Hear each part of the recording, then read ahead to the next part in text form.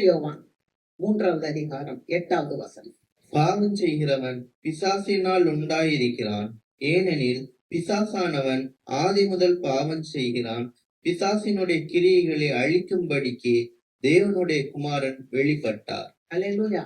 பாவம் செய்கிறவன் பிசாசினால் உண்டாயிருக்கிறான், ஏனெனில் பிசாசானவன் ஆதி முதல் ஏதேன் தோட்டத்திலேயே அவன் பாவம் செய்ய ஆரம்பிச்சிட்டான். ஆனால் பிசாசினுடைய கிரியைகளை அழிக்கும்படிக்கு தேவனுடைய குமாரன் வெளிப்பட்டார். அல்லேலூயா. ஆண்டவராகிய இயேசு கிறிஸ்து இந்த பிசாசு கொண்டு வருகிற கிரியைகள் இருக்குல்ல, இந்த பிசாசு என்னெல்லாம் கொண்டு வரும்? இந்த பிசாசு நோயை கொண்டு வரும், இந்த பிசாசு மரணத்தை கொண்டு வரும், இந்த பிசாசு இயற்கையின் சீற்றத்தை கொண்டு வரும், இந்த பிசாசு பஞ்சத்தை, தரித்திரத்தை, வறுமைய, கடனை, இதெல்லாம் கொண்டு வர்றது பிசாசினுடைய காரியங்கள். இந்த பிசாசினுடைய காரியங்களை அழிப்பதற்காக, நம்மளுடைய வாழ்க்கையிலிருந்து முற்றிலும் அகற்றி போடுவதற்காக தேவகுமாரன் வெளிப்பட்டார். அல்லேலூயா. தேவனுடைய குமாரன் ஆண்டவராகிய இயேசு கிறிஸ்து இந்த உலகத்திற்கு வந்தார். ஆமென். அப்ப இன்னைக்கு ஆண்டவருக்கு எல்லாவற்றின் மேல அதிகாரம் இருக்கிறது. ஆமென். அல்லேலூயா. பாவத்தின் மேல அதிகாரம், வியாதியின் மேல அதிகாரம், மரணத்தின் மேல அதிகாரம், பஞ்சத்தின் மேல அதிகாரம், எல்லா காரியத்திலும் அவர் அதிகாரம் உள்ளவராய் வந்ததுனாலதான் பிசாசின் கிரியைகளை அழித்து போடும்படிக்கு தேவகுமாரன் வெளிப்பட்டார். ஆமென். லூக்கா எழுதின நற்செய்தி நூல் 8வது அதிகாரம் 22 முதல் 40 வசனங்களை நீங்க வச்சுக்கோங்க, எடுத்து வச்சுக்கோங்க. பாருங்க, அங்க ஒரு காரியம் நடக்குது. ஆண்டவராகிய இயேசு கிறிஸ்து தன்னுடைய சீஷர்களை பார்த்து சொன்னார், நீங்க எல்லாரும் வாங்க, நம்ம அக்கறைக்கு புறப்பட்டு போவோம். அல்லேலூயா. அக்கறைக்கு புறப்பட்டு போவோம், வாருங்கள் என்று சொன்னார். ஒரு நல்ல ஒரு டாஸ்க் என்ன தெரியுமா? ஒரு ஆண்டவர் ஒரு பெரிய காரியத்தை, ஒரு பெரிய ரெஸ்பான்சிபிலிட்டி அவர்கிட்ட இருக்கு. என்ன தெரியுமா? அந்த கரையில போனா ஒரு பெரிய ஊழியம் இருக்கு. ஹல்லேலூயா. அந்த கரைக்கு போனா ஒரு பெரிய ஊழியம் இருக்கு. அதனால சீஷர்கள் இடத்துல சொன்னார், அக்கறைக்கு போவோம், வாருங்கள். ஹல்லேலூயா. அக்கறையில ஒரு ஆசீர்வாதம். தேவ பிள்ளைகளே, இன்னைக்கு ஆண்டவர் உங்களுக்கு என்ன ஒரு காரியத்தை சொல்றாருன்னா, அந்த கரையில ஒரு ஆசீர்வாதம் இருக்கு. அந்த ஆசீர்வாதத்தை பெற்றுக்கொள்வதற்கு நீங்களும் நானும் புறப்பட தயாராக இருக்க வேண்டும். அல்லேலூயா. புறப்பட வேண்டும். அவங்க சொல்றார், வாருங்கள் போவோம். சீஷர்கள் எல்லாரும் ஏறி போறாங்க. இந்த அக்கறை என்பது எப்போதுமே ஒரு பிளஸ்ஸிங். அக்கறை என்பது எப்போதுமே ஒரு நன்மை தரக்கூடிய இடம். அக்கறை என்பது எப்பொழுதுமே ஒரு பெருக்கத்தின் அடையாளம். அக்கறை என்பது எப்பொழுதுமே ஒரு ஸ்பிரிச்சுவல்ல ஒரு உயர்வு வர்றது. ஆமென். நீங்க பாருங்க, அக்கறைக்கு போனாரு யாரு? எலியா போனாரு. எலியா அக்கறைக்கு போனாரு, யோர்தான் நதியை பிளந்து போனாரு. ஆனா அவருக்கு பின்னாடியே எலிசா போனார். அல்லேலூயா. என் பின்னாலே எலிசா போனார். அப்போ எலியா கேட்டார், நான் இப்போ வானத்துக்கு எடுத்துக்கொள்ளப்பட போகிறேன், உனக்கு என்ன வேண்டும் கேள். அந்த அக்கறையில தான் கேட்டாரு. என்ன கேட்டாருன்னா, உங்களுடைய வரத்துல எனக்கு ரெட்டிப்பான வரம் வேண்டும். அல்லேலூயா. இந்த ரெட்டிப்பான வரம் என்பது சாதாரண ஒரு காரியம் இல்ல, இது ஒரு தலைப்பிள்ளைக்கு உரிய காரியம். எலியாவின் இடத்துல எலிசா கேட்கிறார், இந்த தலைப்பிள்ளைக்கு உரிய ஒரு ஆசீர்வாதம், ரெட்டிப்பான ஆசீர்வாதத்தை எனக்கு தா என்று சொல்லும் போது, அரிதானதை கேட்ட, நான் மேல சுழல் காற்றுல எடுத்துக்கொள்ளப்படும் போது நீ என்னை பார்த்தால் உனக்கு கிடைக்கும். அல்லேலூயா. அப்படியே பார்த்தான். எலிசா ரெட்டிப்பான வரத்தை பெற்றுக் கொண்டார் என்று பார்க்கிறோம். எலியா 8 அற்புதம் செய்தார், ஆனா எலிசா 16 அற்புதங்களை செய்தார். அல்லேலூயா.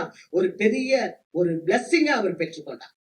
அதே மாதிரி நீங்க யோவான் 6ல பார்க்கும்போது அக்கறைக்கு போவோம் அப்படின்னு ஆண்டவர் சொல்றார். அக்கறைக்கு போகும்போது ஒரு பெரிய மிராக்கிள், ஒரு அற்புதம், ஒரு பிளஸ்ஸிங், ஒரு பெருக்கத்தை பார்க்கிறோம். என்ன தெரியுமா? அந்த அக்கறையில ஒரு சிறு பையன் அவனுடைய கையில இருந்த 2 மீன் 5 அப்பத்தையும் இயேசுவினுடைய கரத்துல கொடுத்த போது, இயேசுவான ஒரு வானத்துல அண்ணாந்து பார்த்து அதை ஜெபித்து தன்னுடைய சீஷர்கள்ட்ட கொடுக்கும் போது அது பெருகினதை பார்க்க. 2 மீன் 5 அப்பம் 5000 ஆண்கள் புசித்தார்கள். மீதம் 12 கூடைகள் நிறைய எடுத்தார்கள். இது எங்க நடந்துச்சு தெரியுமா? அக்கறையிலே நடந்தது. அல்லேலூயா. நம்முடைய வாழ்க்கையில நம்ம ஆண்டவரோடு கூட அக்கறைக்கு பயணப்படும் போது நம்முடைய வாழ்க்கையில பெருக்கங்கள் உண்டாகிறது. ஆமென்.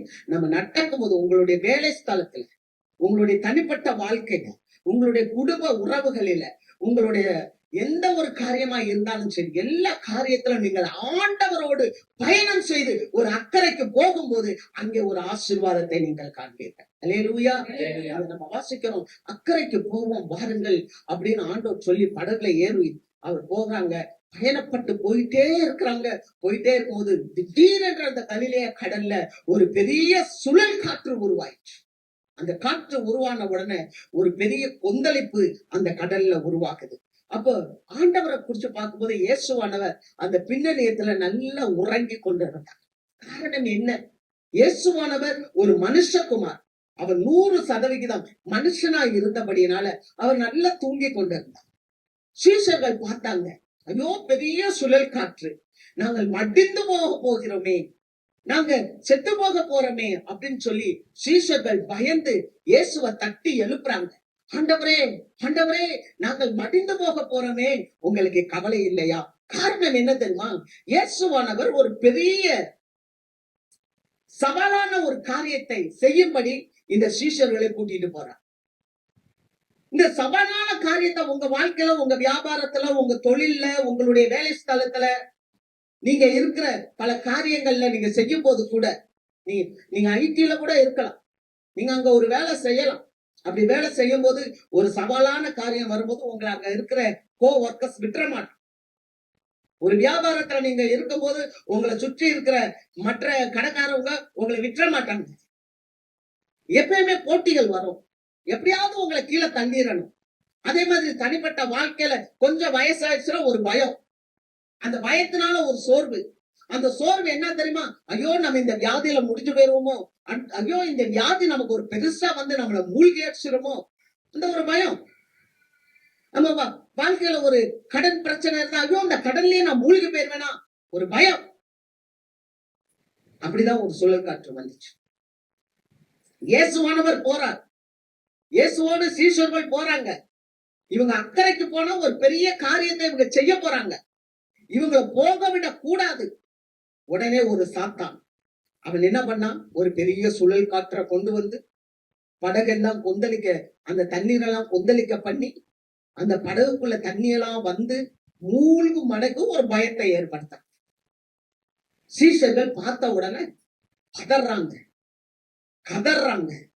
ஐயரே, ஐயரே, நாங்க மூழ்கி போக போறோம், உங்களுக்கு கவலை இல்லையா? தட்டி எழுப்புறாங்க. அண்ட சராசரத்தை உண்டாக்கின தேவன், அகிலத்தையும் உண்டாக்கின தேவன், எல்லாவற்றையும் தமக்கென்று சிருஷ்டித்த தேவன், இந்த சத்ருவையும் ஜனங்களை காப்பாற்றும்படி ஒரு கேருவாக்க உருவாக்கின தேவன். ஆனால் எனக்கு இந்த சத்ரு ஆண்டவருக்கு எதிராக வந்து நிக்குது. ஆண்டவரை கொல்லணும், இயேசுவை கொலை செய்யணும், இந்த சீஷர்களை கொலை செய்யணும். ஆனால் இயேசுவானவர் எதிர்த்தார். கடலையும் காற்றையும் அதட்டினார். இறையாதை அமைதலாயிரு. அல்லேலூயா. பிசாசினுடைய கிரியைகளை அழிக்கும்படிக்கு தேவனுடைய குமாரன் வெளிப்பட்டார். அருமையான தேவ மக்களே, உங்களுக்குள்ளாக அந்த ஆண்டவர் இருக்கும் போது உங்களை சுற்றி ஒரு சுழல் காற்று ஏற்பட்டாலும் நீங்கள் உங்க வாயை திறந்து பேசும்போது அந்த சுழல் காற்றிலிருந்து நமக்கு ஒரு விடுதலை தேவன். அல்லேலூயா. ஏன்னா கடலும் காற்றும் இயற்கையும் எல்லாம் ஆண்டவராகிய இயேசு கிறிஸ்துவுக்கு கட்டப்பட்டது. அல்லேலூயா, அல்லேலூயா. தேவனால் கூடாத காரியம் ஒன்றும் இல்லை. இப்ப இதெல்லாம் சுழல் காற்று எல்லாம் அடங்கிருச்சு.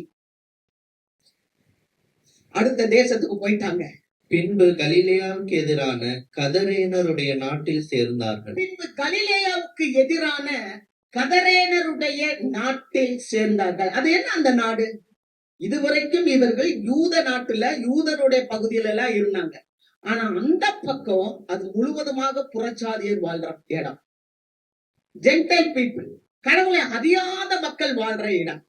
ஆண்டவருடைய அன்பு பறந்து செல்கிறது. அல்லேலூயா. அதை சீஷர்களுக்கு காண்பிக்கிறார். அக்கறைக்கு போவோம் பாருங்க. இவருடைய அன்பு மாறாத அன்பு, இவருடைய அன்பு எல்லாருக்கும் கடந்து செல்ல வேண்டிய அன்பு. அல்லேலூயா, அல்லேலூயா. ஒரு பெரிய கொந்தளிப்பை அடக்கி சீஷர்களை பலப்படுத்தி, ஏன் உங்களுக்கு விசுவாசம் இல்லாமல் போயிற்று, உங்கள் விசுவாசம் எங்கே என்று அவர்களை தைரியப்படுத்தி, அவர்களை உற்சாகப்படுத்தி இப்பொழுது ஒரு ஊழியத்துக்கு அவர்களை அழைத்து செல்கிறார். அல்லேலூயா.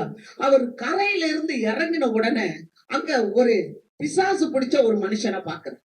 நல்ல கவனிங்க. இப்பதான் ஒரு பிசாச அவர் அடக்கினான். இப்பதான் ஒரு பிசாசு இவர்களுக்கு விரோதமாக எழும்பி நின்றது. ஆனா நல்லா தெரியும், நல்ல கவனிங்க. அங்க அந்த பிசாச இவர் அடக்க போகிறார், அங்க இருக்கிற பிசாச துரத்த போகிறான்னு சொன்ன உடனே கடல்ல ஒரு பெரிய சூறாவளியாய் சுழல் காற்றாய் வந்துட்டான். நீங்க எடுத்துக்கொள்கிற ஒவ்வொரு முயற்சிகளிலும் தேவன் உங்களை ஆசீர்வதிப்பார். ஆமென். நீங்க எடுத்துக்கொள்கிற ஒவ்வொரு முயற்சிகள், நீங்கள் எடுத்துக்கொள்கிற ஒவ்வொரு திட்டங்கள், நீங்கள் நினைக்கிற ஒவ்வொரு தீர்மானங்களிலும் ஆண்டவர் உங்களுக்கு 100% ஆசீர்வாதத்தை கொடுப்பார். அதுல மாற்றம் இல்லை. ஆனால் அந்த 100% மாற்றத்தை, அந்த ஆசீர்வாதத்தை, 100% ஆசீர்வாதத்தை எளிதாய் பெற்றுக்கொள்ள முடியாது. ஏன்னா தேவனுடைய பிள்ளைக்கு விரோதமாய் ஒரு சக்தி எழுப்பிக் கொண்டே இருக்கும். ஒவ்வொரு முறையும் அந்த தீய சக்தியை நீங்கள் ஜெபித்து ஜெபித்து ஜெபித்து இறையாதே அமைதலாயிரு என்று கட்டுப்படுத்தி கட்டுப்படுத்தி கர்த்தர் உங்களுக்கு கொடுத்த ஆசீர்வாதத்தை நீங்கள் சுதந்திரித்துக் கொள்ள வேண்டும். அல்லேலூயா. எல்லா சூழ்நிலையும் நம்ம நினைச்சதெல்லாம் நடக்காது. நீங்க உங்களை எதிர்பார்த்துட்டு போவீங்க, ஆனா எதிர்பார்த்தது நடக்காது. ஆனா எதிர்பார்த்தது நடக்காவிட்டாலும் எல்லாவற்றையும் கட்டுப்பாட்டுக்குள்ளாக வைத்திருக்கிற நம்மளுடைய ஆண்டவராகிய இயேசு நம்மோடு இருக்கிறார். பிசாசினுடைய கிரியைகளை அழிக்கும்படிக்கு தான் தேவனுடைய குமாரன் வெளிப்பட்டார். ஆமென். அதனாலதான் வேதம் சொல்லுது, உலகத்தில் இருக்கிறவர்களை காட்டிலும் உங்களிடத்தில் இருக்கிறவர் பெரியவர். அந்த விசுவாசத்தோடு நம்ம கடந்து செல்ல வேண்டும். அங்க போய் இறங்கின உடனே ஒரு பிசாசு பிடித்தவனை பார்க்கிறான். அவனுக்கு பிசாசு எப்படி இருக்குதான்? நெடுங்காலமாய். அந்த வசனத்தை வாசிங்க. அவர் கரையில் இறங்கின போது நெடுநாளாய் பிசாசுகள் பிடித்தவனும் வஸ்திரம் தெரியாதவனும் வீட்டில் தங்காமல் பிரேத கல்லறைகளிலே தங்கினவனுமாய் இருந்த அந்த பட்டணத்து மனுஷன் ஒருவன் அவருக்கு எதிராக வந்தான். அவன் கரையில இருந்து இறங்குறான். சீஷர்கள், ஆண்டவர் எல்லாரும் அந்த கரையில இறங்குறாங்க. படகுல இருந்து கரையில இறங்குறாங்க. நெடுங்காலமா பிசாசு பிடித்தவன் ஒருவன். எத்தனை ஆண்டு காலம் அவன் பிசாசினால் பீடிக்கப்பட்டிருக்கிறான் என்பது தெரியாது. ஒருவேளை நீங்கள் மார்க் எழுதின நற்செய்தி நூல் 9வது அதிகாரம் 21 முதல் 25 வரைக்கும் பார்க்கும்போது, இயேசுவானவர் மலையில இருந்து கீழே இறங்கி வரார். அங்க ஒரு பையனுக்கு பிசாசு பிடிச்சிருக்கு. அந்த பிசாச துரத்தும்படி இயேசுவனுடைய சீஷர்களுக்கிட்ட கொண்டு வந்தாங்க. ஆனால் இயேசுவனுடைய சீஷர்கள் அதை துரத்த முடியவில்லை. அப்ப அங்க வேதபாரர்கள் எல்லாரும் ஒரு கூட்டமா இருக்கிறாங்க.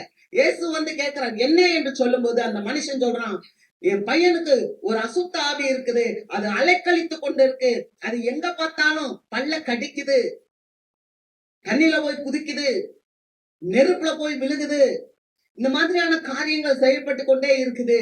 இத துரத்த சீஷர்கள்ட்ட வந்தே முடியல. அப்ப இயேசுவானவர் கேட்டா, இது இவனுக்கு பிடித்து எத்தனை காலமா இருக்கிறது? அந்த மனிதன் சொன்னான், அவன் சிறு பிராயத்தில் இருந்தே அந்த ஆவி அவனுக்குள்ள அலைக்கழித்து கொண்டு இருக்கிறது. பாத்தீங்களா?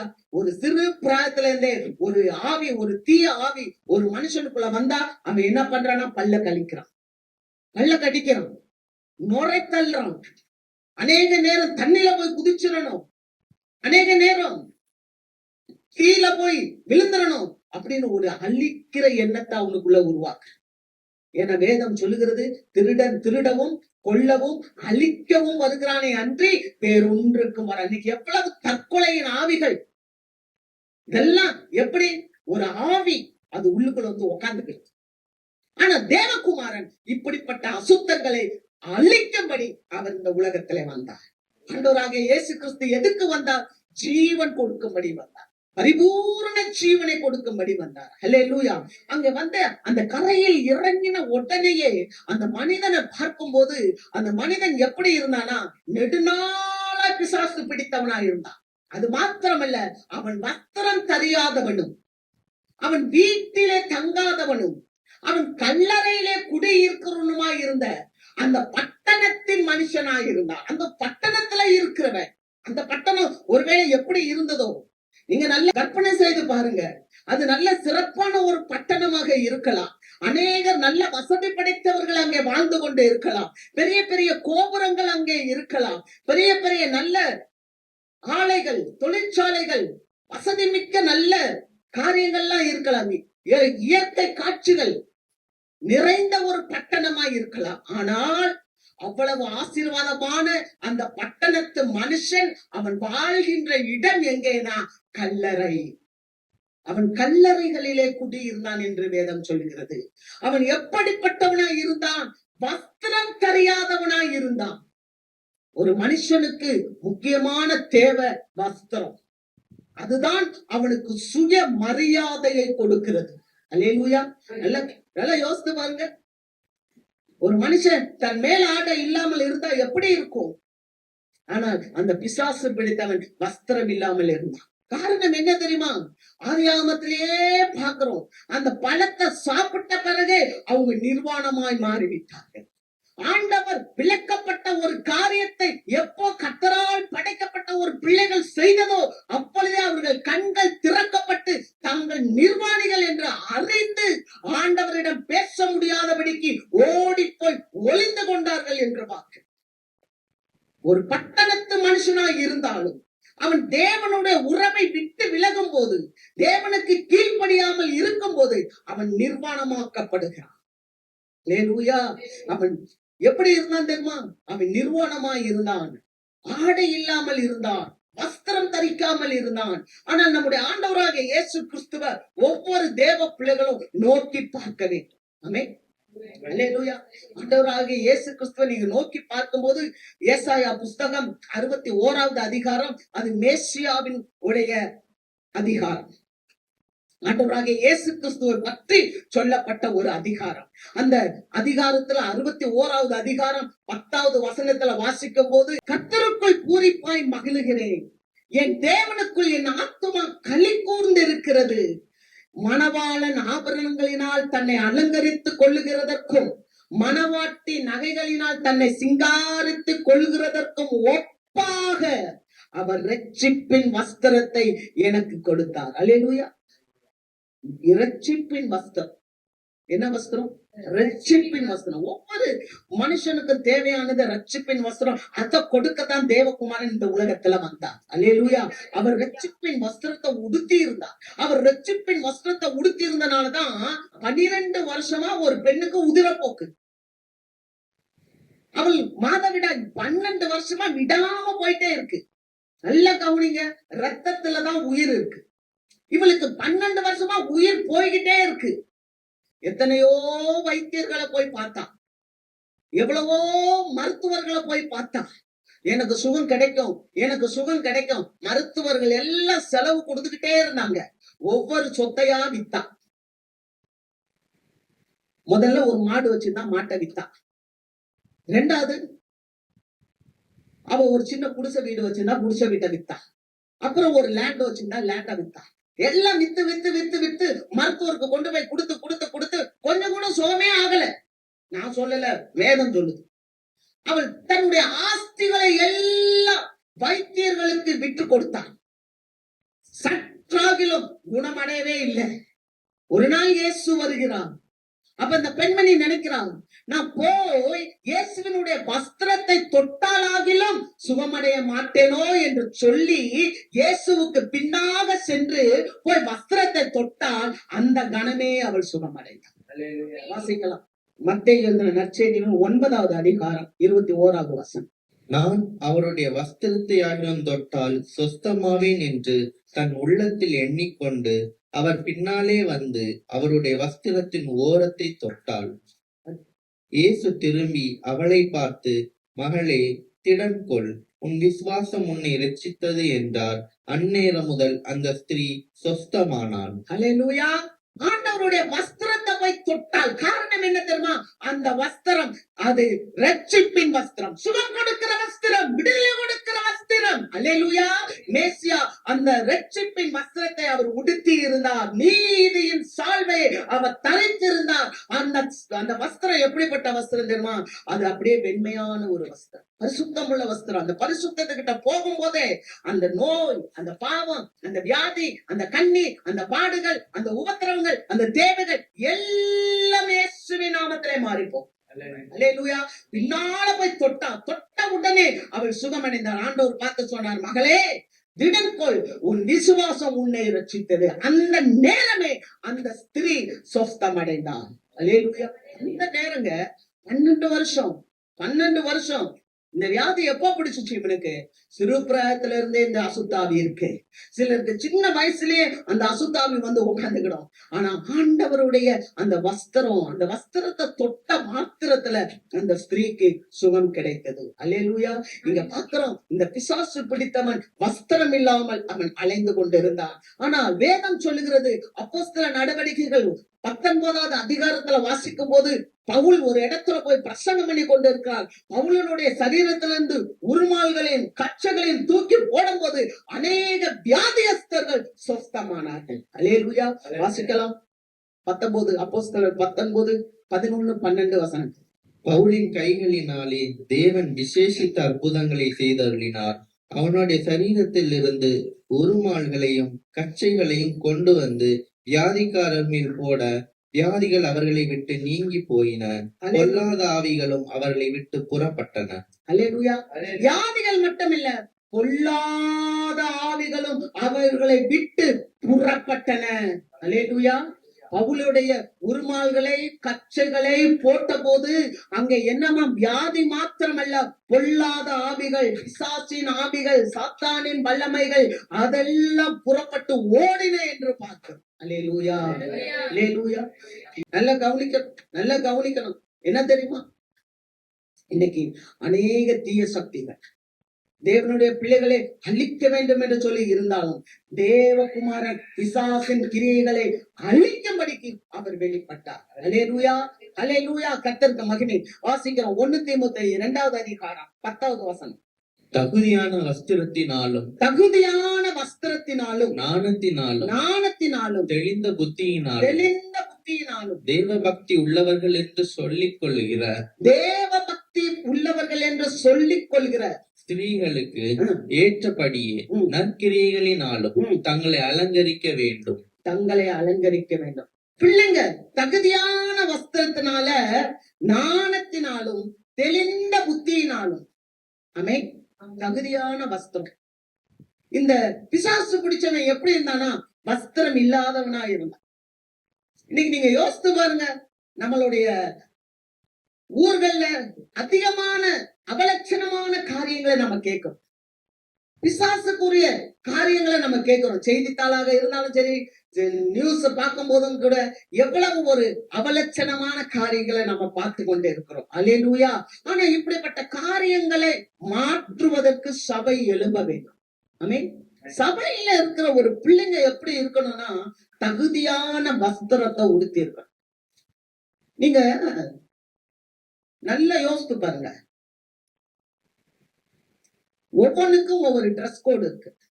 ஒரு விமானத்தை ஓட்டுறவன் பைலட்டுக்குரிய ட்ரெஸ் தான் போடணும். ஒரு போலீஸ் ஆபீசரா இருக்கிறவர் அவருக்குரிய யூனிஃபார்ம் தான் போடுவார். அதே மாதிரி தேவனுடைய பிள்ளைங்களுக்கு ஒரு வஸ்திரம் இருக்கு. அந்த வஸ்திரம் என்னன்னா தகுதியான வஸ்திரம். ஆமென். தகுதியான வஸ்திரத்தை தான் தேவ பிள்ளைகள் உடுத்த வேண்டும். நம்ம தகுதி இல்லாத ஒரு வஸ்திரத்தை உடுத்தணும்னா சமுதாய சீர்கேடுகளுக்கு நம்ம உள்ளாக்கும். நீங்க கோவிக்க கூடாது. அங்க வசனம் சொல்லுது, நாணத்தினாலும். ஒரு பிள்ளைக்கு எப்ப நாணம் வரும்?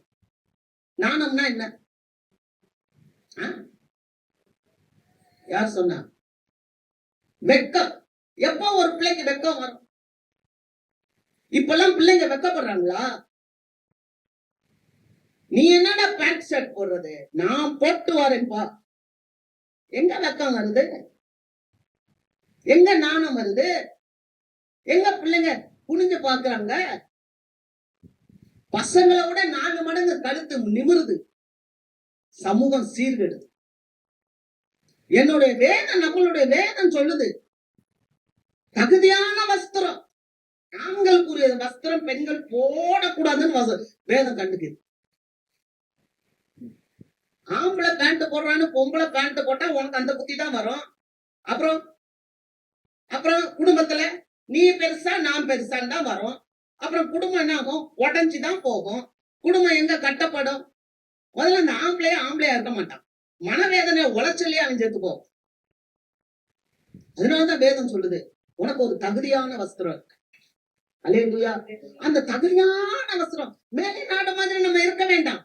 நம்மளுடைய கலாச்சாரத்துக்கு தகுந்த நம்ம இருப்போம். அல்லேலூயா. நம்மளை ஆண்டவர் எங்க வச்சிருக்கிறாரோ, எந்த இடத்துல வச்சிருக்கிறாரோ, நீங்க அப்போஸ்தல நடபடிகள் 17வது அதிகாரத்துல நீங்க போய் வாசிக்கும் போது, நீங்க பூமியில எங்க குடியிருக்க வேண்டும் என்று சொல்லி உங்களுக்கு என்று ஒரு இடத்தை ஆண்டவர் ஏற்படுத்தி வச்சிருக்கிறார். அல்லேலூயா. ஒவ்வொருத்தருக்கும் நீங்க எங்க இருக்கணும், நீங்க எப்படி இருக்கணும், என்ன மாதிரி வாழணும், அதெல்லாம் ஆண்டவர் நமக்கு செய்து கொடுத்திருக்கிறார். நான் உங்களை என்ன சொல்றேன்னா, உங்களுடைய ட்ரெஸ் சென்ஸ பத்தி நான் சொல்லல, ஆண்டவருடைய வார்த்தையை சொல்றேன். நீங்கள் கீழ்ப்படியும் போது கர்த்தருடைய பிள்ளைகள் என்பதை நிரூபிக்கிறீங்க. உங்களை யார் பார்க்கணும்? உங்களை கடவுள் பார்க்கிறார். ஆமென். கடவுள் பார்க்கிறார். இன்னைக்கு பெரும்பாலான குடும்பங்கள்ல ஏன் தெரியுமா பிரிவினைகள் வருது? ஏன்னா சத்துரு உள்ள வந்து உட்கார்றான். நீ என்ன, நான் என்ன. அந்த நாட்கள் எல்லாம் பெண்கள் பெண்களா இருந்தாங்க, ஆண்கள் ஆண்களா இருந்தாங்க. இன்னைக்கு என்ன தெரியுமா? சமத்துவம். ஒரு மண்ணாங்கட்ட சமத்துவம் இல்லை. அல்லேலூயா. ஆண்டவர் முதலாவது மண்ணை எடுத்து பிசைஞ்சு ஆதாமத்தான் உண்டு பண்ணினார். அல்லேலூயா. ஆதாமத்தான் உண்டு பண்ணினார். அதற்கு பிறகுதான் ஆதாமுக்கு துணையாக இருக்கும்படி ஏவாளை உண்டு பண்ணினார். ஏவாளா இருந்திருந்தா இன்னைக்கு இந்த சமூகம் இந்த அளவுக்கு வந்திருக்காது. அவ போய் அந்த விளக்கப்பட்ட கனியை சாப்பிட்டனால இந்த முழு உலகமும் சாபத்துக்குள்ள போயிடுச்சு. இதை மீட்கும்படியாக தான் பிந்தின ஆதாமாகிய இயேசு வந்தார். அவர்தான் பிசாசின் கிரியைகளை அழிக்கும்படி தேவனுடைய குமாரனாக வெளிப்பட்டார். அல்லேலூயா. கர்த்தருக்கு மகிமை. அப்ப தகுதியான வஸ்திரம் ரொம்ப முக்கியம் பாருங்க. ஒரு மனுஷனை அங்க ஆண்டவர் சொல்றாரு, ஒரு உவமை சொல்றாரு. எஜமான் ஒரு திருமணத்துக்கு ஆயத்தப்படுத்தி எல்லாரையும் போய் அழைச்சிட்டு வர சொல்றார். இன்விடேஷன் கொடுக்கிறார். அழைக்கப்பட்டவங்க எல்லாம் வரல. நான் மாடு வாங்கிட்டேன், நான் வயல் வாங்கிட்டேன், நான் பெண்ணை கல்யாணம் பண்ணிட்டேன், என்னால வர முடியாதுன்னு சொல்லி அழைக்கப்பட்டவங்க எல்லாம் போயிட்டாங்க. இவங்க எல்லாம் யாருன்னா யூதர்களை தான் ஆண்டவர் முதல்ல தெரிஞ்சுக்கிட்டான். அதுக்கப்புறம் இந்த எஜமான், இந்த அரசன் என்ன பண்ணாரு, சரி இவங்க எல்லாம் போயிட்டாங்க, இந்த ரோட்டோரத்துல இருக்கிறவங்க, வேலிகள்ல இருக்கிறவங்க, தெருல உட்கார்ந்து இருக்கவங்க, இந்த நல்லார் பொல்லார் என்ன மாதிரி ஆளுங்க, உங்களை மாதிரி ஆளுங்க, அல்லேலூயா, நல்லார் பொல்லார் எல்லாரையும் அழைச்சிக்குவான். எல்லாரையும் அழைச்சிட்டு வந்தாங்க. அழைச்சிட்டு வந்து உள்ள வைக்கும் போது இப்ப ஒரு கல்யாண விருது நடக்குது. இப்ப எல்லாரும் உள்ள வராங்க. உள்ள வரும்போது ஒரு மனுஷன் கல்யாண வஸ்திரம் இல்லாமல் இருக்கு. வாசிக்கலாம். மத்தேயு 22:12. சிநேகிதனே, நீ கல்யாண வஸ்திரம் இல்லாதவனாய் இங்கே எப்படி வந்தாய் என்று கேட்டான். அதற்கு அவன் பேசாமல் இருந்தான். இது நல்லா இருக்கு. நம்ம ஏதாவது ஒண்ணு கேட்டா பிள்ளைங்க வாயை திறக்காது பாத்தீங்களா? அவன் கூட அப்படிதான் இருக்கான். நான் யோசித்தேன், சில நேரங்கள்ல நம்ம யாருக்காவது கேள்விகள் கேட்கும் போது பேசாமலே இருக்கிறாங்களே. ஆனால் நான் இந்த வசனத்தை வாசிக்கும் போது உள்ளபடியே ஆண்டவர் என்னோடு பேசினார். வாயை திறக்க மாட்டாங்க. ஏன்னா உங்களுக்கு பதில் தெரியும், ஆனா வாய் திறக்க மாட்டாங்க. அப்படித்தான் அவனும் இருந்தான். காரணம் என்னன்னா, ஆண்டவர் ஒரு வஸ்திரத்தை கொடுத்திருந்தான். ஆனால் அந்த வஸ்திரத்தை அவன் தரிக்காமல் அவன் கல்யாண வீட்டுக்கு வந்துட்டான். ஒரு சபை, அந்த சபை தனக்குரிய வஸ்திரத்தை தரித்துக் கொள்ள வேண்டும். அந்த சபை தனக்குரிய நீதியை தரித்துக் கொள்ள வேண்டும். அந்த சபை தனக்குரிய சத்தியத்தை தரித்துக் கொள்ள வேண்டும். அந்த சபை தரித்துக் கொள்ளாத பட்சத்தில் அது பரலோகத்துல அந்த ஆட்டுக்குட்டியானவருடைய கல்யாணத்துக்குள்ளாக பிரவேசிக்க முடியாது. அல்லேலூயா. அதைத்தான் ஆண்டவர் இந்த ஊமை மூலமாக சொன்னார். நீ உனக்கிட்ட இருந்த அந்த வஸ்திரத்தை எங்கே? அவன் அமைதியா இருந்தான். அடுத்த வசனத்தை வாசி. அப்பொழுது ராஜா பணிவிடக்காரரை நோக்கி இவனை கையும் காலும் கட்டி கொண்டு போய் அழுகையும் பற்கடிப்பும் உண்டாயிருக்கிற புறம்பான இருளிலே போடுங்கள் என்றான். பாத்தீங்களா? அப்பொழுது ராஜா பணிவிடக்காரரை நோக்கி இவனுடைய கையும் காலும் கட்டி கொண்டு போய், என்னதான் நீ பேசாம இருந்தாலும் ஆண்டவர் நியாய தீர்ப்பு நாளில அவருக்கு முன்னால எதுவுமே செல்லாது. நியாய தீர்ப்பு நாள்ல ஒண்ணுமே செய்ய முடியாது. நம்ம பேசாம இருந்தாலும் ஒரு கிரயம் செலுத்திதான் ஆக வேண்டும். அங்க என்ன நடந்தது தெரியுமா? அவனை கையும் காலும் கட்டி அழுகையும் பற்கடிப்பும் உண்டாயிருக்கிற புறம்பான இருளிலே போடுங்கள். பிரியமான தேவ மக்களே, சபைக்கென்று சில வஸ்திரங்கள் இருக்கிறது. அது நீதியின் வஸ்திரம். அல்லேலூயா. அதை நம்ம தரித்துக் கொள்ள வேண்டும். தேவனை அவரை நம்ம முழு உற்சாகத்தோடு, முழு மனதோட, முழு பலத்தோட, முழு இருதயத்தோட நம்ம அவரை தேடணும். ஆமென். நம்ம அந்த வஸ்திரத்தை தரித்துக் கொள்ள வேண்டும். அதுதான் ரட்சிப்பின் வஸ்திரம். என்ன ரட்சிப்பின் வஸ்திரம்? எனக்கு இந்த வேலை இருக்கு, அதனால குறித்த நேரத்துக்கு வரல. எனக்கு இந்த வேலை இருக்கு, அதனால நான் இப்படிதான் இருப்பேன். எனக்கு இந்த வேலை இருக்கு, அதனால நான் இன்னைக்கு வரமாட்டேன். இல்ல, வேதம் சொல்லுது, இந்த உலகத்துல நீங்க எத்தனை சம்பாதிச்சாலும் அதெல்லாம் உங்களுக்கு ஜீவனுக்கு ஈடல்ல. அல்லேலூயா. இந்த உலகத்துல நீங்க என்ன பெரிய காரியத்தை செஞ்சாலும் அதெல்லாம் பரலோகத்துக்கு வர முடியாது. நம்ம செய்கிற நல்ல கிரியைகள், கர்த்தருக்கு பயப்படுற பயம், கர்த்தருக்கு கீழ்ப்படிதல் மாத்திரம்தான் உங்களையும் என்னையும் பரலோகத்துக்கு கொண்டு சேர்க்கும். மற்ற எல்லாம் இந்த உலகத்துல காணப்படுகிற எல்லாம் சாலமோன் ஞானி சொல்றது போல மாயை மாயை மாயை. அல்லேலூயா. நாங்க வாசிக்கலாம் வெளிப்படுத்தின விசேஷம் 16வது அதிகாரம் 15வது வசனம். இதோ திருடனை போல் வருகிறேன், இதோ திருடனை போல் வருகிறேன், தன் மானம் காணப்படத்தக்கதாக நிர்வாணமாய் நடவாதபடிக்கு விழித்துக் கொண்டு தன் வஸ்திரங்களை காத்துக் கொள்கிறவன் பாக்கியவான்.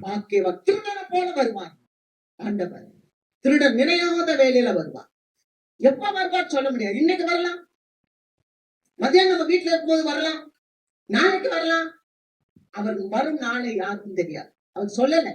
ஆனா திருடனை போல வருவேன். நான் திருடனை போல வரும்போது தன் மானம் காணப்படத்தக்கதாக நிர்வாணமாய் நடவாதபடிக்கு நீங்கள் விழித்துக் கொண்டு தன் வஸ்திரங்களை காத்துக் கொள்ளுங்க.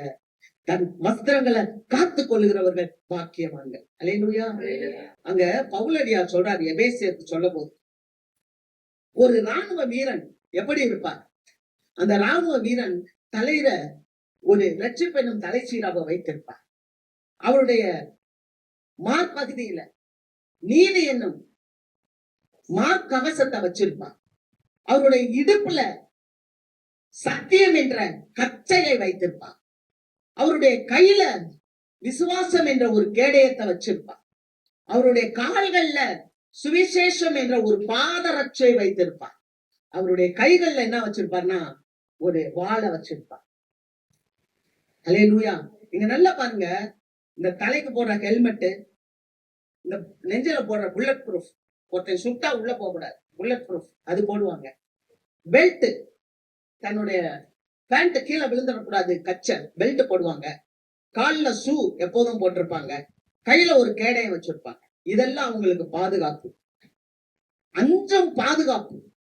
ஆனா ஒன்னே ஒண்ணுதான், வாள், வசனம் என்ற வாள். இந்த வாளை கொண்டுதான் அந்த போர் வீரன் சண்டை போடணும். அல்லேலூயா. நம்முடைய வாழ்க்கையில ஆண்டவர் கொடுக்கிற வார்த்தை தான் நமக்கு ஜீவன். நம்மளோட வாழ்க்கையில ஆண்டவர் கொடுக்கிற வார்த்தை தான் நமக்கு ஜீவன். அல்லேலூயா. அந்த ஜீவனை கொண்டுதான் இந்த உலகத்துல நீங்களும் நானும் ஜெயம் எடுக்க வேண்டும். ஆமென். அல்லேலூயா. ஆக நம்ம எப்பொழுதும் இந்த வார்த்தையை நாம் கவனிக்கிறவர்களாக மற்ற எல்லா காரியங்களும் நமக்கு பாதுகாப்பை கொடுக்கும். தலைச்சீராவாக இருக்கலாம், புல்லட் கவசமாக இருக்கலாம், சத்தியம் என்ற கச்சையாக இருக்கலாம், பாதரட்சை என்ற. நல்லா யோசித்து பாருங்க, ஒரு மனுஷன் எப்ப பாதரட்சை போடுவான்? ஒரு மனுஷன் விவசாயம் பண்ணும் போது பாதரட்சை போட மாட்டான். விவசாயம் செய்யும் போது வயல்ல நிக்கிறவன் யாராவது செருப்பு போட்டுட்டு போய் நிப்பாங்களா? நிக்க மாட்டாங்க. ஆனா அதே ஒரு மனுஷன் ஒரு போர்ல போய் நிக்கும் போது செருப்பு போட்டிருப்பான். எப்ப அவன் கால்ல செருப்பு போட்டிருப்பான்? போர் வீரனாக இருக்கும் போது. அவன் ஒரு பேட்டல், ஒரு போர்ல நிக்கும் போது அவன் செப்பல் போடுவான். அது போல நீங்களும் நாங்க ஒரு போர்ல இருக்கிறோம். அல்லேலூயா. நம்ம அந்த செப்பலை எப்போதும் போட்டிருப்போம். வஸ்திரம் இல்லாதவன போல இருக்கக்கூடாது. நம்ம வஸ்திரத்தை போட்டவங்களாக இருக்க வேண்டும். வசனம் சொல்லுது, வாசிக்கலாம். வெளிப்படுத்தின விசேஷம் 19வது அதிகாரம் 8வது வசனம். சுத்தமும் பிரகாசமுமான மெல்லிய வஸ்திரம் தரித்துக் கொள்ளும்படி அவளுக்கு அளிக்கப்பட்டது. அந்த மெல்லிய வஸ்திரம் பரிசுத்தவான்களுடைய நீதிகளே. சுத்தமும் பிரகாசமும் உள்ள மெல்லிய வஸ்திரம் தரித்துக் கொள்ளும்படி அவளுக்கு அளிக்கப்பட்டது. அந்த மெல்லிய வஸ்திரம் என்னன்னா பரிசுத்தவான்களுடைய நீதி. சபைக்கு ஒரு வஸ்திரத்தை தேவன் கொடுத்திருக்கிறார். முழு திருச்சபைக்கும் ஆண்டவர் ஒரு வஸ்திரத்தை கொடுத்திருக்கிறார். அந்த வஸ்திரம் என்ன தெரியுமா? அது மெல்லிய வஸ்திரம். அந்த மெல்லிய வஸ்திரம் என்னன்னா நம்முடைய நீதி. அல்லேலூயா. பரிசுத்தவான்களுடைய நீதியை ஆண்டவர் சபைக்கு கொடுத்திருக்கிறார். ஆமென்.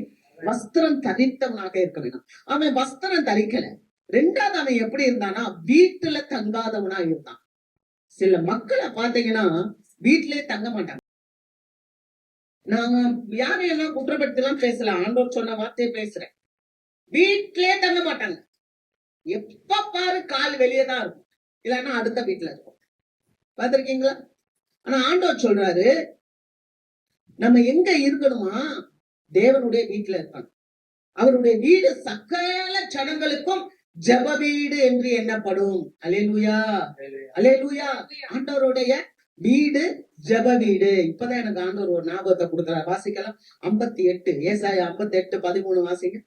என் பரிசுத்த நாளாகிய ஓய்வு நாளிலே உனக்கு இஷ்டமானதை செய்யாதபடி உன் காலை விலக்கி உன் வழிகளின்படி நடவாமலும் உனக்கு இஷ்டமானதை செய்யாமலும் உன் சொந்த பேச்சை பேசாமலும் இருந்து ஓய்வு நாளை மனமகிழ்ச்சியின் நாள் என்றும் கர்த்தருடைய பரிசுத்த நாளை மகிமையுள்ள நாள் என்றும் சொல்லி அதை மகிமையாக எண்ணுவாயானால் அடுத்து அப்பொழுது கர்த்தரில் மனமகிழ்ச்சியாயிருப்பாய். பூமியின் உயர்ந்த இடங்களில் உன்னை ஏறி இருக்கும்பட பண்ணி உன் தகப்பனாகிய யாக்கோபுடைய சுதந்திரத்தால் உன்னை போஷிப்பேன்.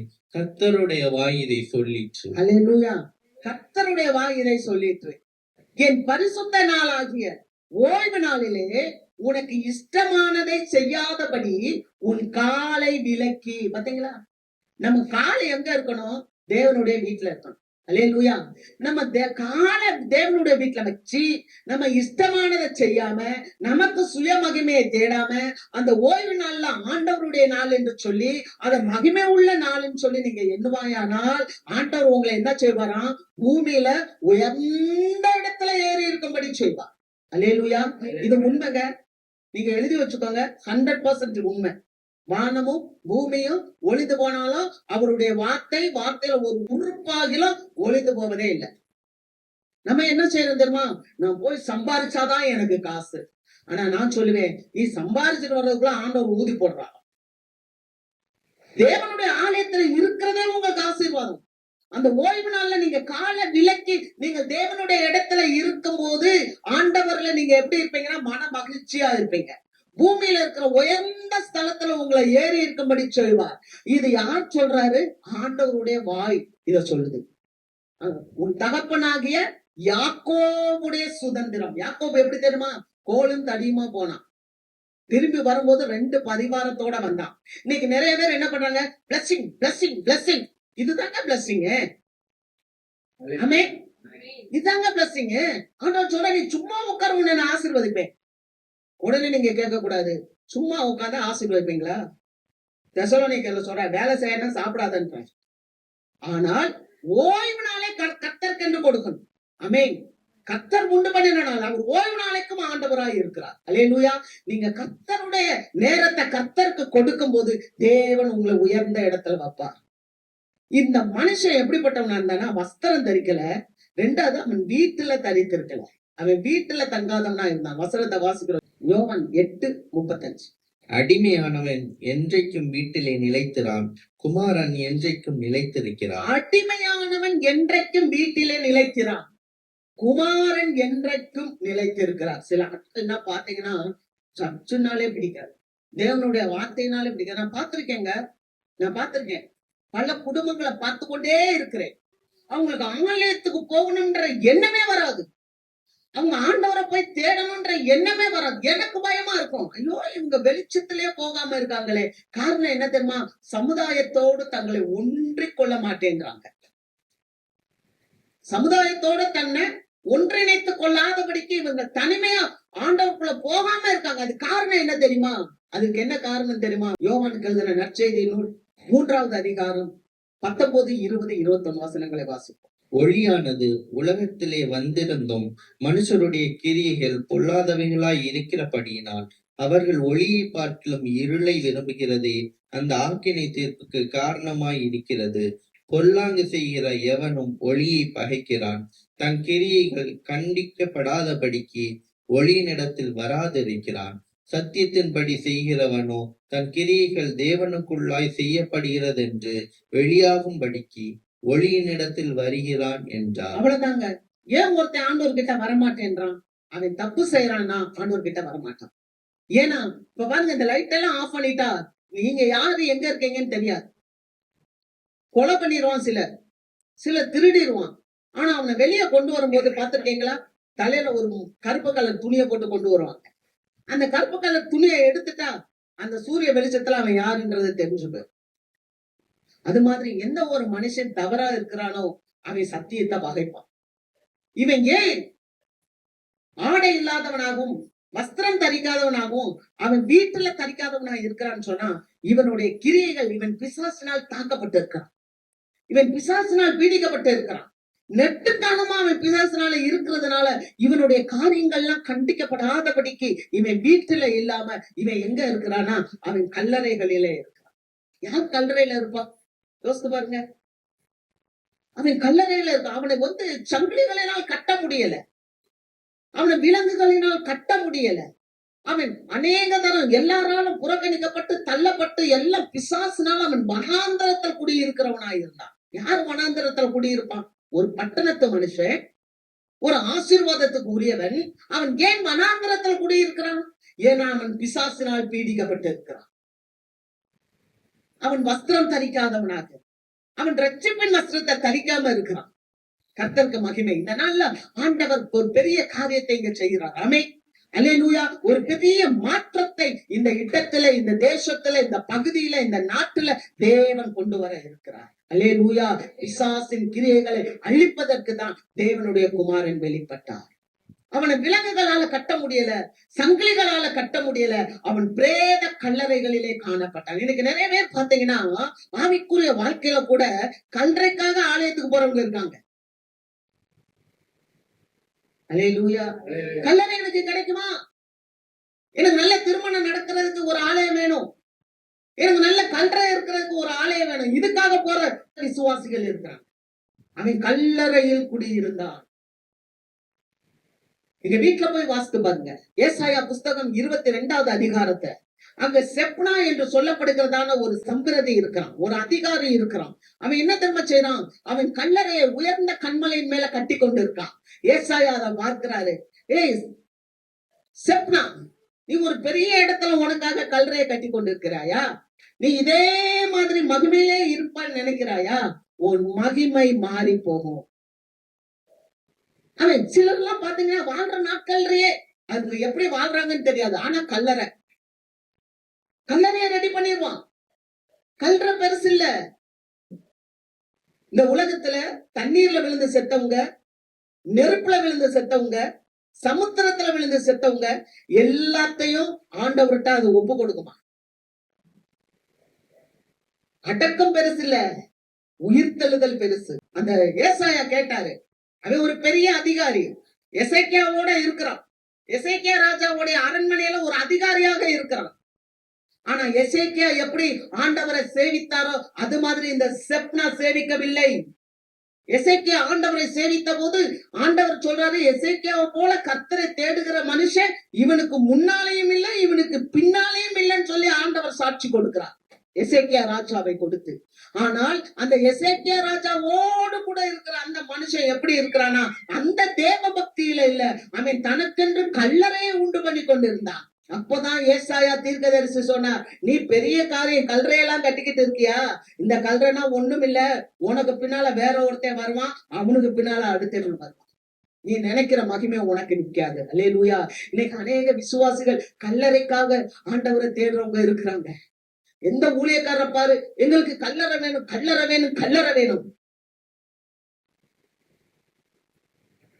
ஒரு நோய் வந்துச்சு 2020, கொரோனா என்ற ஒரு நோய் வந்துச்சு. யாரையும் கொண்டு போய் அடக்கம் பண்ண முடியல. எங்க போச்சு கல்லறை? எவ்வளவு பெரிய பெரிய பெரிய பதவியில இருக்கிற ஆசான்கள் எல்லாம் கூட கொண்டு போய் எரித்து போட்டதை நம் கண்களால் பார்த்திருக்கிறோம். அல்லேலூயா. கல்லறையில இருக்கக்கூடாது. கல்லறையில ஒரு மனுஷன் இருக்கிறான்னா அவன் அசுத்தாவி பிடிச்சவன். இப்படிப்பட்ட மனுஷனை தான் போய் பார்த்தான் ஆண்டவர். இதுக்குதான் அவர் அக்கறைக்கு போனார்.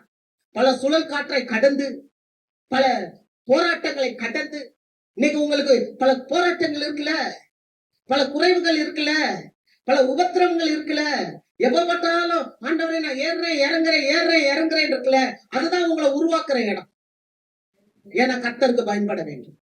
அல்லேலூயா. உங்களுடைய காரியங்களை ஆண்டவர் வீணாக்க மாட்டார். சீஷர்கள் படகுல போகும்போது வந்த சுழல் காற்றுனால அவர்கள் பக்குவப்பட்டார்கள். பல முறை வாதைகளை செய்த போது உடைந்து போன மோசே பக்குவப்படுத்தப்பட்டார். மோசே ஆண்டவர் அனுப்பினார். ஆனா ஒரே வாதையில ஜனங்களை விடுவிக்கல. 10 வாதைகள் நடந்தது. 10 தடவையும் சோர்ந்து போனார் மோசே. ஆண்டவரே நீர் இப்படி சொன்னீரே, ஆண்டவரே நீர் இப்படி சொன்னீரே, ஆண்டவரே நீர் பார்வோனின் இருதயத்தை கடினப்படுத்தி விட்டீரே, ஆண்டவரே நீர் பார்வோனின் இருதயத்தை கடினப்படுத்தி விட்டீரே. இப்படி கடினப்படுத்த மோசே என்பவர் பக்குவப்படுத்தப்பட்டார். அல்லேலூயா. அருமையான தேவ பிள்ளைகளுடைய வாழ்க்கையில சில காரியங்கள் வரும் என்றால் உங்களை பக்குவப்படுத்தி அக்கறைக்கு கொண்டு போவா. அக்கறையில உங்களுக்கு பெரிய ஊழியம் இருக்கு. அல்லேலூயா. அக்கறையில பெரிய ஊழியம் இருக்கு. பிரஜாதி தேசத்துல ஒரு பெரிய ஊழியம் இருக்கு. அசுத்தாவிகளினால் பீடிக்கப்பட்ட இந்த மக்களுக்குள்ள இருக்கிற அசுத்தாவிகளை துரத்தும்படி தேவன் உங்களை அக்கறைக்கு கொண்டு போகிறார். அல்லேலூயா. அந்த அக்கறைக்கு போகும்போது அந்த பிசாசு பிடிச்சவன் பார்க்கிறான். ஆண்டவரே கூக்குரல் இடுகிறான். ஆண்டவரே என்னை ஏன் சேதப்படுத்தவா வந்து, என்னை அழிக்கவா வந்து, கூக்குரல் இட்டான். என்னை விட்டு போய்விடும் என்று சொன்னான். ஆண்டவரை பார்த்த உடனே ஒரு பயம். ஆண்டவரை பார்த்த உடனே ஒளி கிட்ட வர முடியாத ஒரு பயம். ஆண்டவர் சொன்னார், நீ யாருன்னு கேட்டார். ஆண்டவர் நீ யார் என்று கேட்ட போது அவன் சொன்னான், நாங்கள் லேகியோனா இருக்கிறோம். அதோ அந்த பன்றி கூட்டத்துக்குள்ளாக எங்களை தள்ளிவிடும். அல்லேலூயா. அசுத்த ஆவிகள் வாழ்வதற்கு நான் ஒரு இடம் தேவை. அசுத்த ஆவிகள் வசிக்கிறதுக்கு ஒரு இடம் தேவை. நம்ம நல்லா புரிஞ்சுக்கணும். அதனாலதான் ஒவ்வொரு நாளும் நம்ம பரிசுத்த ஆவினால் நிரப்பப்பட வேண்டும். அல்லேலூயா.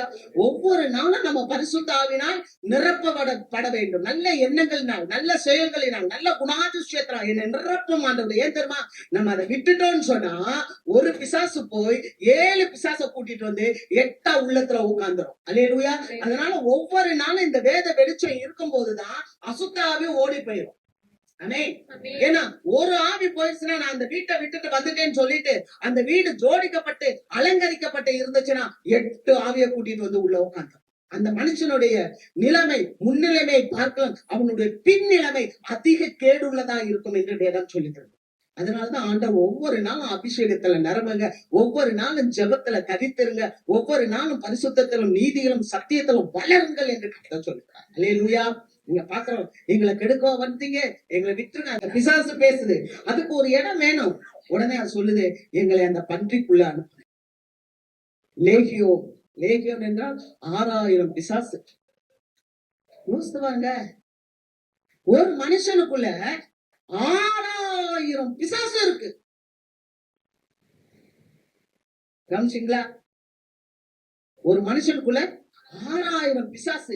எங்களை அந்த பன்றிகளுக்குள்ள அனுப்புன்னு சொல்லும் போது அந்த பன்றிகளுக்குள்ள ஆண்டவரை உத்தரவிட்டா, அது எல்லாம் பன்றிக்குள்ள போச்சு. இப்ப என்னாச்சு தெரியுமா? அந்த பன்றிகள் மலை மேல இருந்து கடலுக்குள்ள விழுந்து அமிழ்ந்து மாண்டன. அத்தனை பன்றிகளும் அது மேல மலையில இருந்து அப்படியே அந்த கடலுக்குள் விழுந்து செத்து போச்சு. காலையில இதை படிக்கும் போது ஒரு யோசனை வந்துச்சு. ஆண்டவராகிய இயேசு கிறிஸ்துவும் அவருடைய சீஷர்களும் பயணப்படுறாங்க கலிலேயா கடல்ல. இவர் நம்மளை அழிக்க வந்துருவாரோன்னு சொல்லி அந்த சத்துரு சுழல் காற்று மூலமாக படக அலைக்கழிக்கிற எல்லாம் பண்றான். வென விதைத்தவன் வெனையா இருப்பான் இல்லையா? கெடுவான் கேடு நினைப்பான். சத்துரு எதிரா நின்னுச்சுல. ஹலோ, சத்துரு எதிரா நின்னுச்சுல. இப்ப அதே சத்துரு அதே தண்ணிக்குள்ள வீழ்ந்து மாண்டு போனது. அல்லேலூயா. ஒரு வசனம் இருக்கு பாருங்க, 18வது அதிகாரம் சங்கீதம் 18 தாவீது சொல்லுகிறார். 48 வாசிப்போம். அவரே என் சத்துருக்களுக்கு என்னை விலக்கி விடுவிக்கிறவர், எனக்கு விரோதமாய் எழும்புகிறவர்கள் மேல் என்னை நீர் உயர்த்தி கொடுமையான மனுஷனுக்கு என்னை தப்புவிக்கிறீர். அவரே என் சத்துருக்களுக்கு என்னை விலக்கி விடுவிக்கிறவர், எனக்கு விரோதமாய் எழுபுகிறவர்கள் மேல் என்னை நீர் உயர்த்தி கொடுமையான மனுஷனுக்கு என்னை தப்புவிக்கிறேன். தாவீதுக்கு பல மனிதர்கள் எதிரா வந்தாங்க. ஆனா எல்லாரையும் ஆண்டவர் என்ன பண்ணாரு? தாவீதனுடைய காலுக்கு கீழாக நசுக்கி போட்டார். அல்லேலூயா. எத்தனை சத்துருக்கள் எழுப்புனாங்க. சவுல் கூட எவ்வளவு தடவை தாவீத கொல்லணும்னு வந்தாரு. ஆனா தாவீது ஜெயம் எடுத்தார்.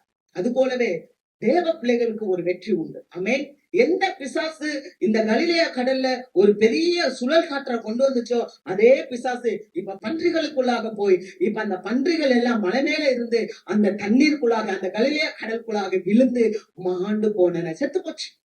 இப்ப என்ன நடந்துச்சு தெரியுமா? அந்த வசனத்தை வாசிக்கும் 8:35. அப்பொழுது சம்பவித்ததை பார்க்கும்படி ஜனங்கள் புறப்பட்டு இயேசுவினிடத்தில் வந்து, பிசாசுகள் விட்டு போன மனுஷன் வஸ்திரம் தரித்து இயேசுவின் பாதத்தருகே உட்கார்ந்து புத்தி தெளிந்திருக்கிறதை கண்டு பயந்தார்கள். அல்லேலூயா. இப்ப பிசாசு அந்த மனுஷனை விட்டு போன உடனே அவன் எப்படி இருக்கானா? வஸ்திரம் தரித்தவனாயிட்டான். ஒரு பிசாசு ஒரு பிள்ளை ஒரு விசுவாசத்துல இருந்து போயிடுச்சுன்னா அந்த பிள்ளை எப்படி இருக்கும்னா ரட்சிப்பின் வஸ்திரத்தை தரிக்கும். ஆமென். வஸ்திரத்தை தரித்து இயேசுவின் பாதத்தருகே உட்கார்ந்து புத்தி தெளிந்தவனாய் இருந்தான். அல்லேலூயா. புத்தி தெளிந்திருக்கிறத பார்த்து ஜனங்கள் பயந்தார்கள். எனக்கு ஒரு ஆச்சரியங்க. அவன் வஸ்திரம் இல்லாம இருந்தான், வீட்டுல இல்லாம இருந்தான், சங்கிலிகள் எல்லாம் உடைச்சான், விலங்குகள் எல்லாம் உடைச்சான், அவன் கல்றக்குள்ள இருந்தான். அப்பெல்லாம் ஜனங்கள் பத்தி எப்படின்னு போல. ஆனா அவன் புத்தி தெளிந்து வஸ்திரம் தரிச்சு இயேசுனுடைய பாதத்தருகே உட்கார்ந்து இருக்கும் போது ஜனங்கள் பார்த்து பயந்தார்கள். உங்களை பார்த்து பயப்படுவாங்க. பார்த்து பயப்படுவாங்க. ஏன் தெரியுமா? நீங்க மார்க் 5:5 வாசிங்க. மார்க் 5:5. அவன் இப்பொழுதும் இரவும் பகலும் மலைகளிலும் கல்லறைகளிலும் இருந்து கூக்குரலிட்டு கல்லுகளினாலே தன்னை காயப்படுத்தி கொண்டு அவன் மலைகளிலும் குகைகளிலும் கல்லறைகளிலும் இருந்து கூக்குரலிட்டு கல்லுகளினாலே தன்னைத்தானே காயப்படுத்தி இருந்தான். அந்த அசுத்தாவி இருக்கும் போது தன்னைத்தானே காயப்படுத்திட்டு யோசித்து பாருங்க. அசுத்தாவி இருக்கும் போது தன்னைத்தானே காயப்படுத்தி. இன்னைக்கு ஒரு ஜெனரேஷன் இருக்கு. அந்த ஜெனரேஷனுக்கு எது நல்லது எது கெட்டதுன்னு தெரியாது. அதுக்கு தேவையெல்லாம் ஒரு போதை. எப்போதும் போதையில இருக்கணும். ஒரு வரமுறை இல்லாத ஒரு இன்பம். ஒரு பாட்டை கேட்டா, ஒரு மியூசிக்க கேட்டா அதுல ஒரு போதை. சில நண்பர்களை வச்சுக்கிட்டா, சில ஃப்ரெண்ட்ஷிப்பை வச்சுக்கிட்டா அதுல ஒரு போதை. சில உறவுகள்ல ஒரு போதை. தன்னைத்தானே காயப்படுத்திக்கிட்டு இருக்கு. என்ன சொன்னாலும் அது புரிந்து கொள்ற தன்மை இல்ல. தன்னைத்தானே காயப்படுத்திக்கிட்டு இருக்கு. பக்குவப்படாத ஒரு ஜெனரேஷன் இப்ப இருக்கு. ஆண்டவருடைய கட்டுப்பாட்டுல இருக்க விரும்புறதே இல்ல. கட்டவனு இந்த வசனத்துக்கு நான் கட்டுப்பட மாட்டேன், இந்த சபைக்கு நான் கட்டுப்படுத்த மாட்டேன், இந்த ஊழியருக்கு நான் கட்டுப்பட மாட்டேன், இந்த தேவனுடைய திட்டத்துக்கு நான் கட்டுப்பட மாட்டேன். இப்படி நிறைய பிசாசு அழிவுகளை உண்டு பண்ணி கொண்டு தனக்குத்தானே காயப்படுத்திக்கிட்டு இருக்கேன். ஆனா இந்த மனுஷன் ஆண்டவரை பார்த்த உடனே, ஆண்டவர் அவனுக்குள்ளாக இருக்கிற அந்த பிசாசை துரத்தின உடனே அந்த பிசாசு இப்ப போய் அவன் எப்படி இருக்கானா? வஸ்திரம் தரித்தவனாய் இருந்தான், புத்தி தெளிந்தவனாய் இருந்தான், இயேசுவின் பாதத்தருகே உட்கார்ந்தவனாய் இருந்தான். அவனை பார்த்து ஜனங்கள் பயந்தார். அல்லேலூயா. அருமையான தேவ பிள்ளைகளே, நம்ம எதையோ பார்த்து பயப்படுறோம். ஆனா வேதம் சொல்கிறது பிசாசின் கிரியைகளை அழிக்கும்படிக்கு தேவனுடைய குமாரன் வெளிப்பட்டார். உண்மையாகவே அந்த பிசாசின் கிரியையை தேவன் நம்மிடத்திலிருந்து அழித்திருப்பார் என்றால் ஜனங்கள் நம்மை பார்த்து பயப்படுவார்கள்.